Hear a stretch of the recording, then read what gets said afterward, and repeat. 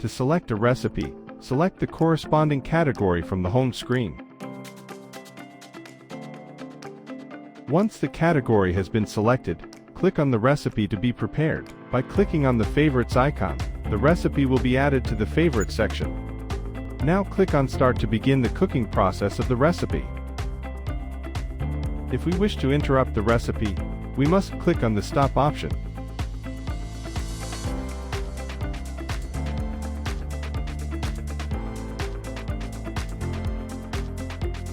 At the end of cooking or when cooking is paused, the default maintenance mode screen appears. When we return to the home screen, we can see that the recipe added to favorites will appear at the top. If we wish to add more recipes to the favorites section, we must select each recipe and click on the favorites icon.